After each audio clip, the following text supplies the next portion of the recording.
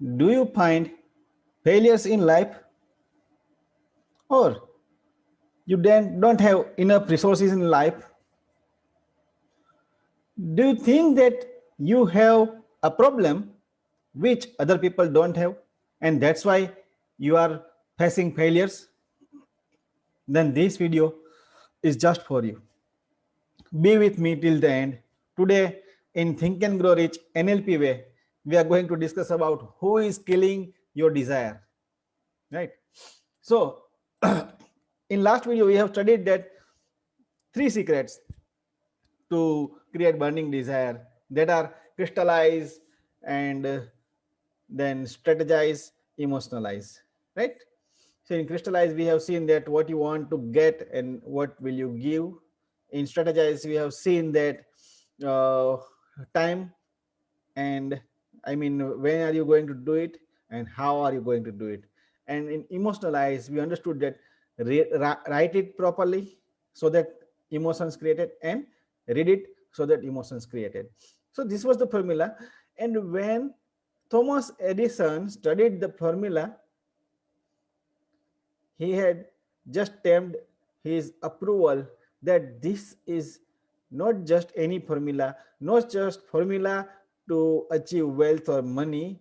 This is the formula to achieve any goal of your life.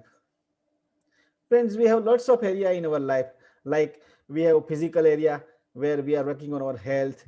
If you want to work on your mental health, then also you can. If you want to go for emotional health or social health or your relationship goals, or you can go for financial goals, or you can also have spiritual goals.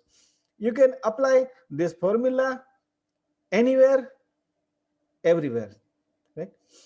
So if you check, this formula doesn't ask for any kind of hard work, right? That you must do this hard work or nothing. This formula also does not ask for any kind of sacrifice from your side.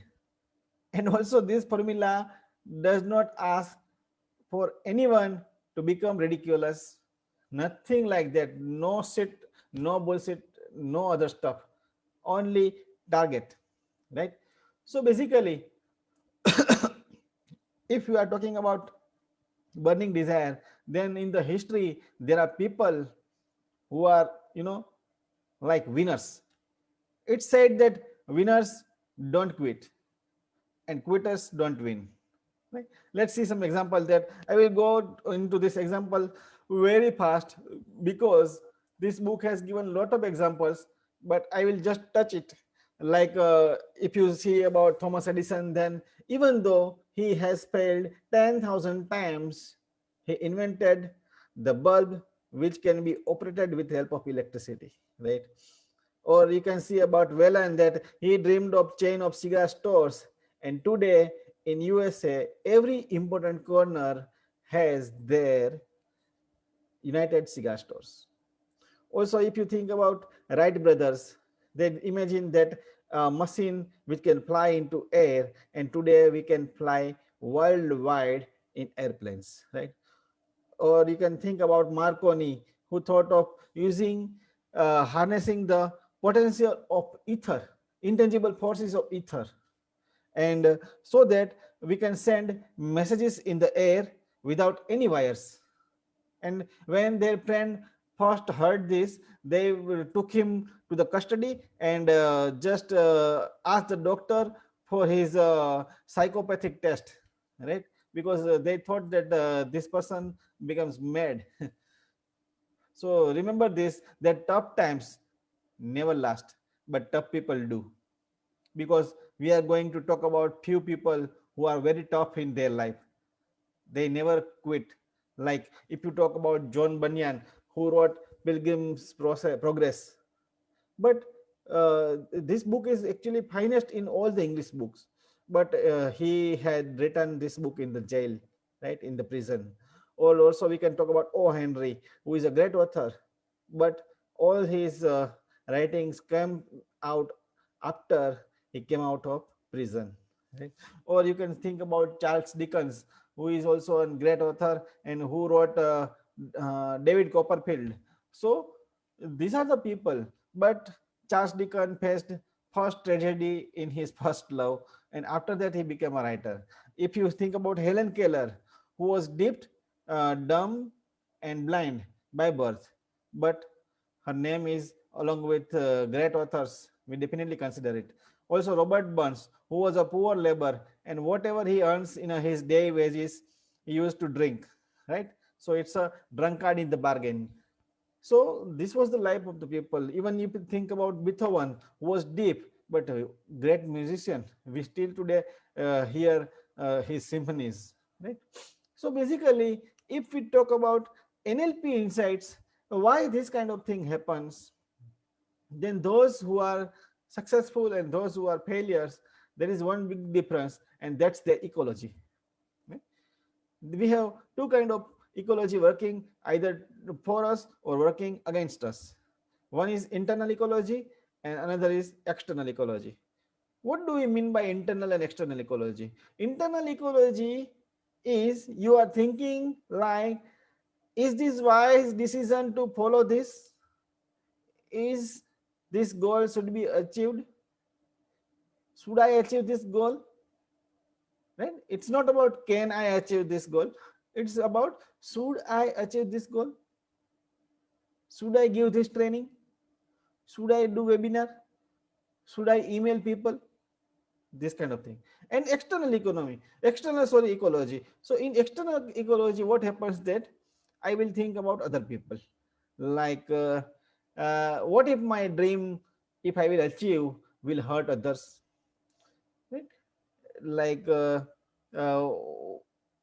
you know what if I will achieve something, then is it that I am grabbing from someone else?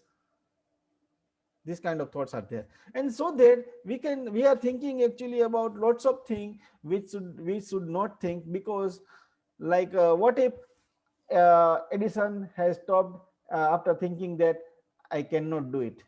Like, or if you think like I am not educated enough, these are the excuses we have, na?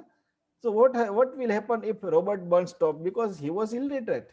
Or if you might think that my heart is broken and I had just faced breakup kind of. So then if these are the things, then what will happen with Charles Dickens? We could not have get the person like this, right? Or you might say that I tried business 3 times and I failed. You also know that you are not trying properly, you are not trying enough. But what will happen if Thomas Edison thought like that? He failed 10,000 times, and we are just not even reaching a figure of 10 also, right? Or like you might think like I was not from a good society. So if the person thinks like I was a prisoner, so I can do nothing, then John Bunyan or Henry will do nothing in their life, right? So these are the external ecology, right? Even if somebody says that, I am not healthy, I don't have one eye, or I don't have one arm. These are the people who are applying for the government bonuses. But if in spite of being uh, these problems, if Helen Keller or Beethoven thought like I don't have ears, or I can't speak, or I am blind, they could do nothing in their life. So what is happening is it's your ecology who is killing your desire, right? So learn to manage your ecology. And I think let me give you some questions to ponder over. Like we have seen that there are highly successful people in the history, and now also. This is what I have just took example from the book only. If I would talk about now, then there are many people who are quite successful, like Bill Gates, who don't have a good history, like Steve Jobs, or like, so many people are there. They faced multiple failures. They also have limitations, and they also had handicaps, right? Definitely. Or they also have their own problems. They might also come from poverty, or they might also face imprisonment, anything. So many problems were there. But now let me ask you, after this, what is your problem, right? Is it bigger Then the people we discussed just now, do write the answers to this in a notebook or in the comment box, right? So that you also have a documented answers to this. Is your problem impossible to solve, or is it that you don't want to solve? Beware. Is it that your life is your misery, or is it that you want to remain mediocre,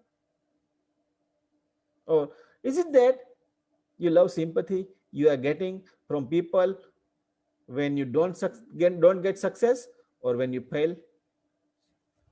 Friends, if you will answer honestly to these questions, then definitely a transformation is waiting for you after these answers. And so this was all about Think and Grow Rich NLP way, who is killing your desire. I will see you into the next video. Till then,